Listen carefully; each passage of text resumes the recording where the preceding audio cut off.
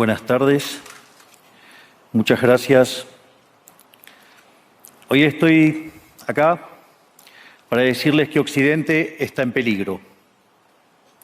Está en peligro porque aquellos que supuestamente deben defender los valores de Occidente se encuentran cooptados por una visión del mundo que inexorablemente conduce al socialismo y, en consecuencia, a la pobreza. Lamentablemente, en las últimas décadas, motivados por algunos deseos bien pensantes de querer ayudar al prójimo y otros por el deseo de pertenecer a una casta privilegiada, los principales líderes del mundo occidental han abandonado el modelo de la libertad por distintas versiones de lo que llamamos colectivismo. Nosotros estamos acá para decirles que los experimentos colectivistas nunca son la solución a los problemas que aquejan a los ciudadanos del mundo, sino que, por el contrario, son su causa. Créanme, nadie mejor que nosotros los argentinos para dar testimonios de estas dos cuestiones.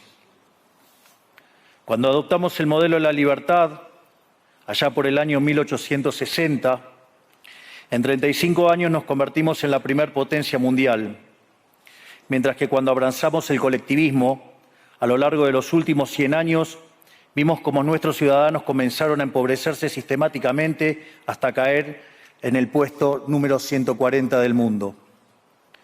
Pero antes de poder dar esta discusión, sería importante que primero viéramos los datos que sustentan por qué el capitalismo de libre empresa no solo es un sistema posible para terminar con la pobreza del mundo, sino que es el único sistema moralmente deseable para lograrlo. Si consideramos la historia del progreso económico, podemos ver cómo desde el año 0 hasta el año 1800 aproximadamente, el PBI per cápita del mundo prácticamente se mantuvo constante durante todo el periodo de referencia.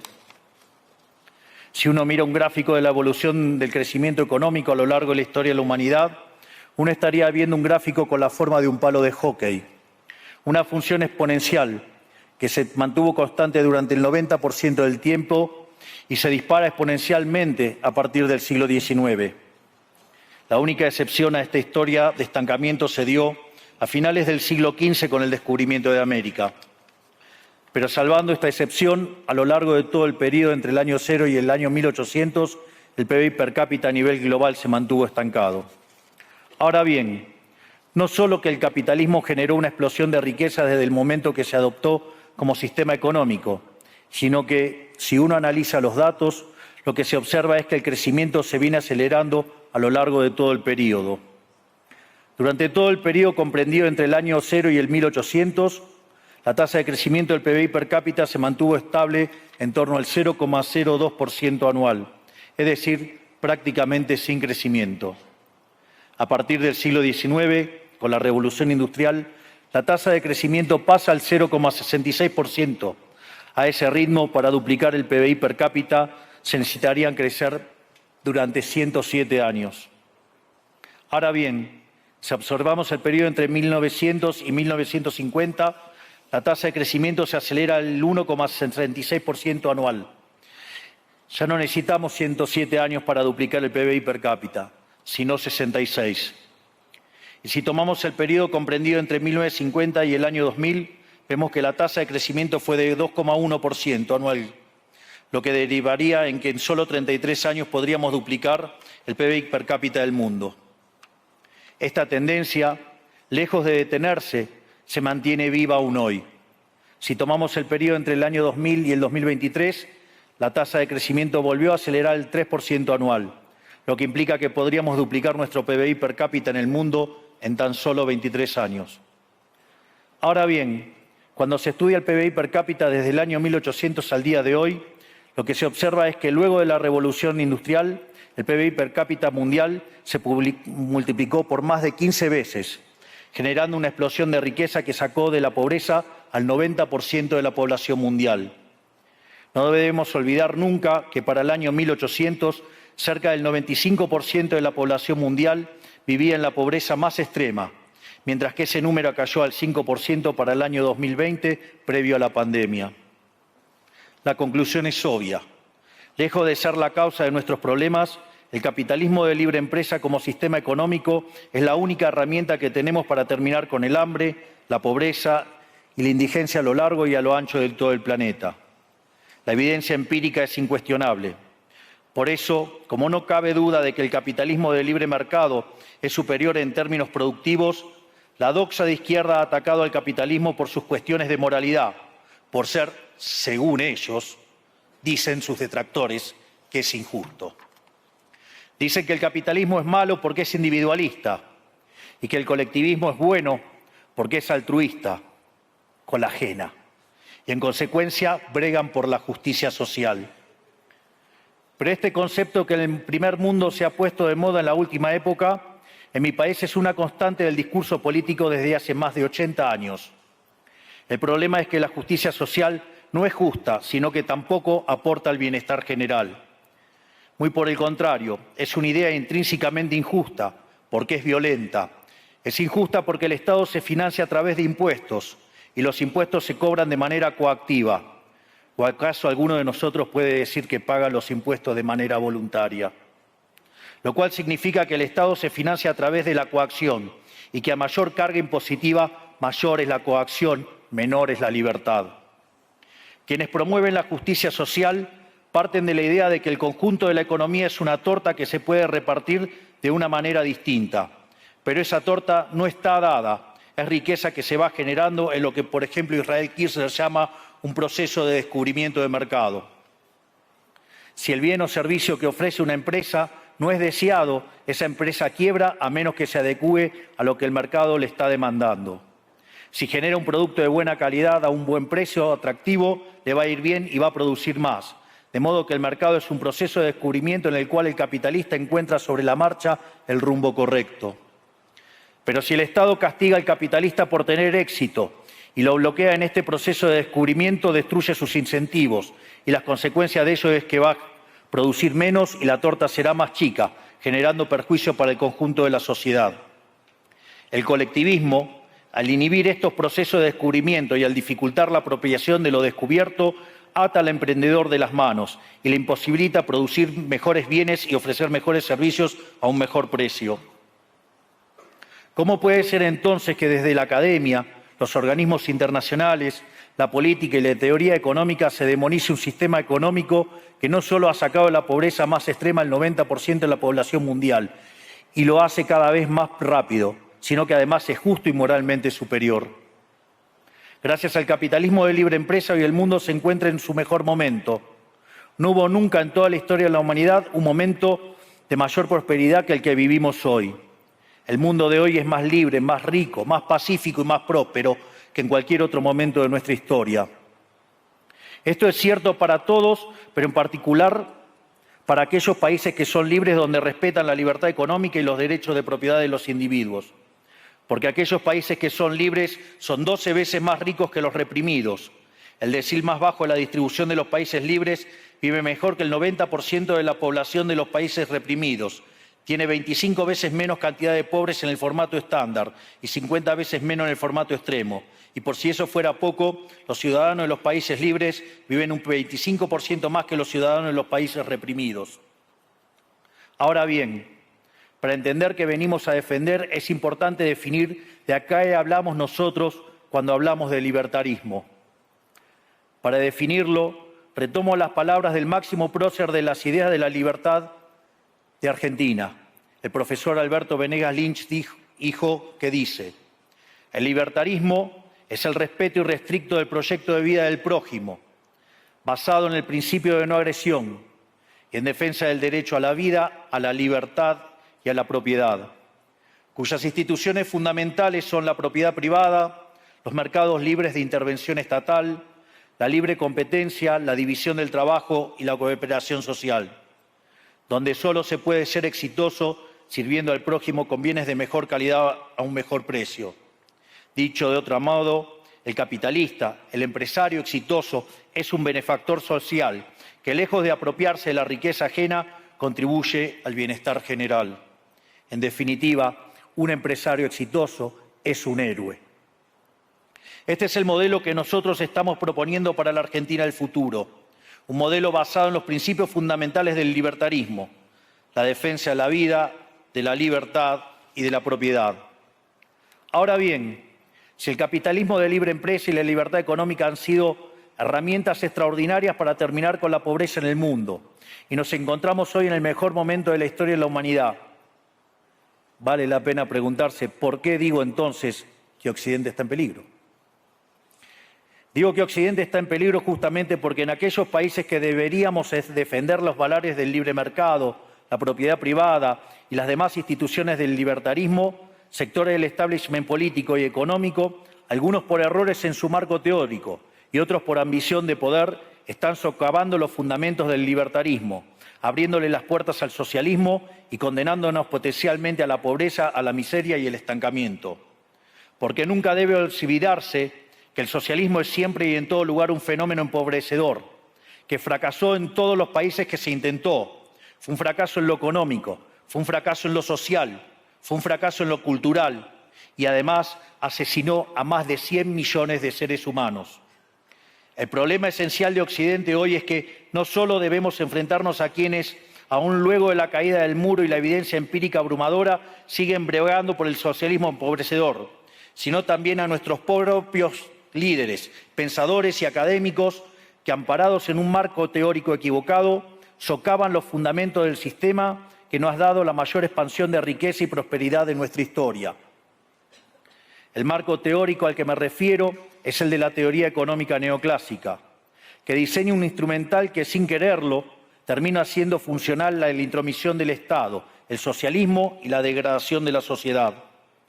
El problema de los neoclásicos es que, como el modelo del que se enamoraron no mapea contra la realidad, atribuyen el error al supuesto fallo del mercado, en vez de revisar las premisas de su modelo. Sobre pretexto de un supuesto fallo de mercado, se introducen regulaciones que lo único que generan es distorsiones en el sistema de precios que impiden el cálculo económico y, en consecuencia, el ahorro, la inversión y el crecimiento.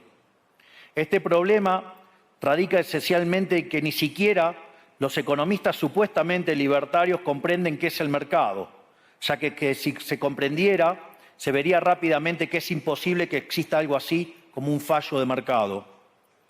El mercado no es una mera descripción gráfica de una curva de oferta y otra de demanda en un gráfico. El mercado es un mecanismo de cooperación social donde se intercambian voluntariamente derechos de propiedad. Por lo tanto, dada esta definición, hablar de fallo de mercado es un oxímoron. No existe el fallo de mercados. Si las transacciones son voluntarias, el único contexto en el que puede haber un fallo de mercado es si hay coacción. Y el único con la capacidad de coaccionar de manera generalizada es el Estado, que tiene el monopolio de la violencia.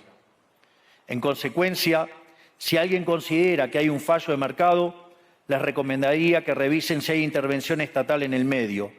Y si encuentran que no hay intervención estatal en el medio, les sugiero que hagan de nuevo el análisis porque definitivamente está mal. Los fallos de mercado no existen.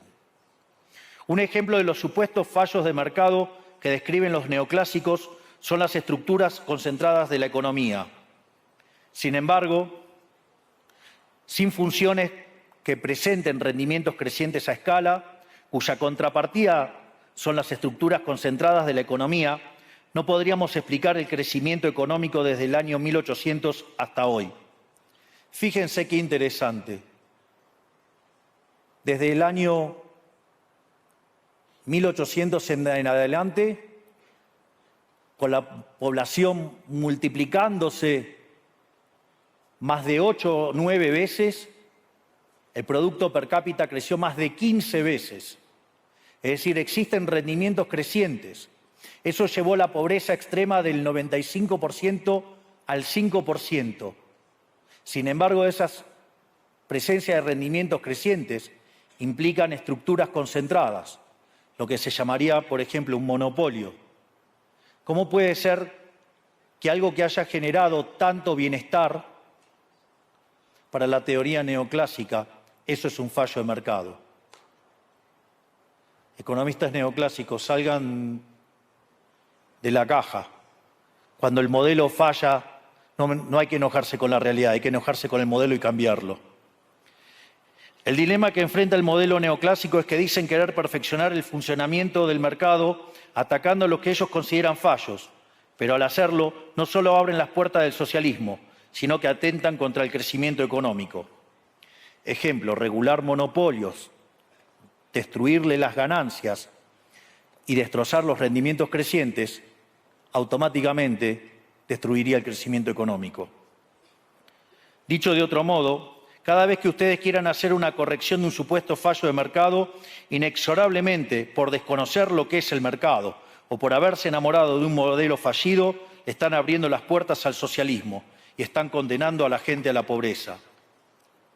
Sin embargo, frente a la demostración teórica de que la intervención del Estado es perjudicial, la evidencia empírica de que fracasó porque no podía ser de otra manera, la solución que propondrán los colectivistas no es mayor libertad, sino que es mayor regulación, generando una espiral descendente de regulaciones hasta que todos seamos más pobres y a la vida de todos nosotros dependa de un burócrata sentado en una oficina de lujo. Dado el estrepitoso fracaso de los modelos colectivistas y los innegables avances del mundo libre, los socialistas se vieron forzados a cambiar su agenda.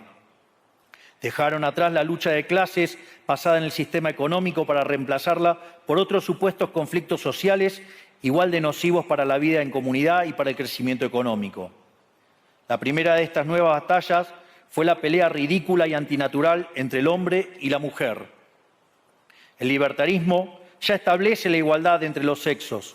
La piedra fundacional de nuestro credo dice que todos los hombres somos creados iguales, que todos tenemos los mismos derechos inalienables otorgados por el Creador, entre los que se encuentran la vida, la libertad y la propiedad. En lo único que devino esta agenda del feminismo radical es en mayor intervención del Estado para entorpecer el proceso económico, darle trabajo a burócratas que no le aportaron nada a la sociedad, sea en formato de ministerios de la mujer o organismos internacionales dedicados a promover esta agenda. Otro de los conflictos que los socialistas plantean es del hombre contra la naturaleza. Sostienen que los seres humanos dañamos el planeta y que debe ser protegido a toda costa, incluso llegando a abogar por mecanismos de control poblacional o en la agenda sangrienta del aborto. Lamentablemente, estas ideas nocivas han pregnado fuertemente en nuestra sociedad. Los neomarxistas han sabido cooptar el sentido común de Occidente. Lograron esto gracias a la apropiación de los medios de comunicación, de la cultura, de las universidades y sí, también de los organismos internacionales.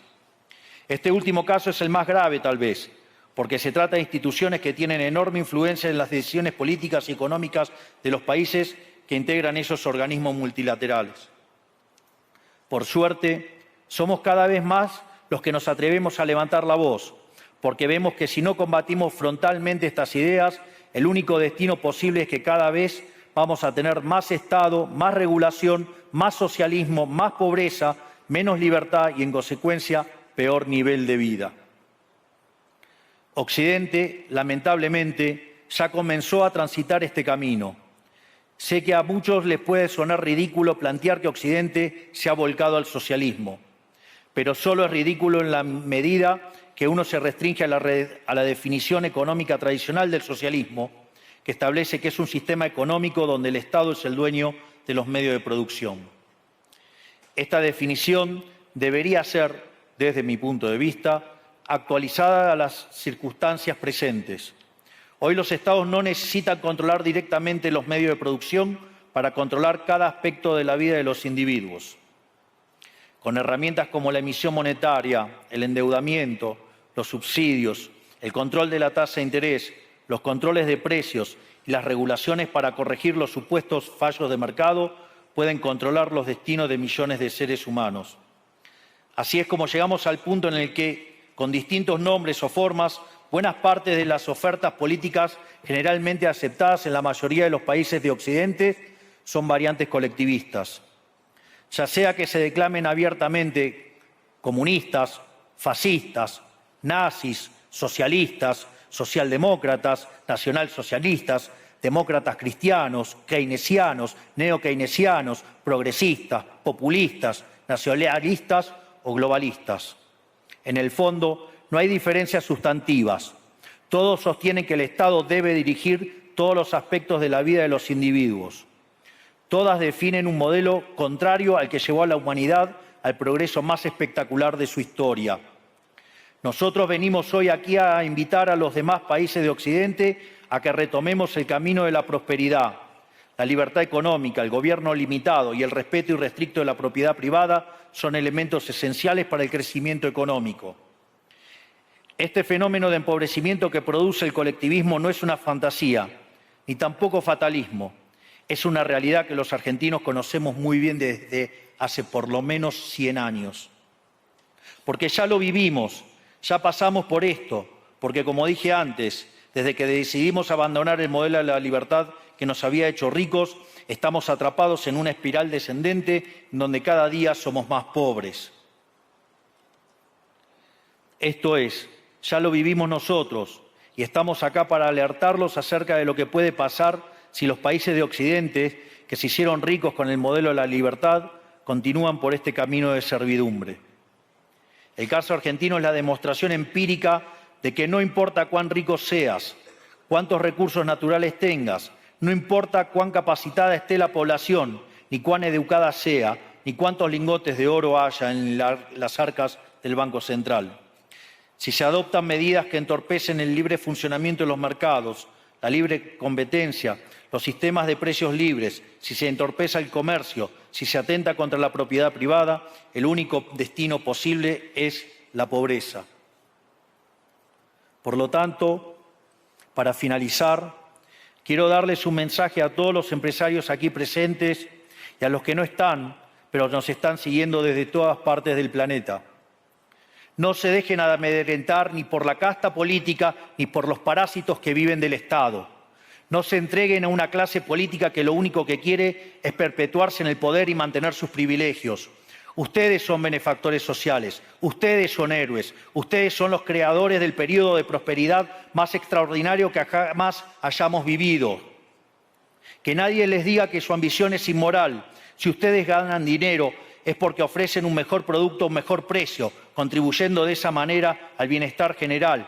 No cedan al avance del Estado. El Estado no es la solución, el Estado es el problema mismo. Ustedes son los verdaderos protagonistas de esta historia y sepan que a partir de hoy cuentan con Argentina como un aliado incondicional. Muchísimas gracias y ¡viva la libertad, carajo!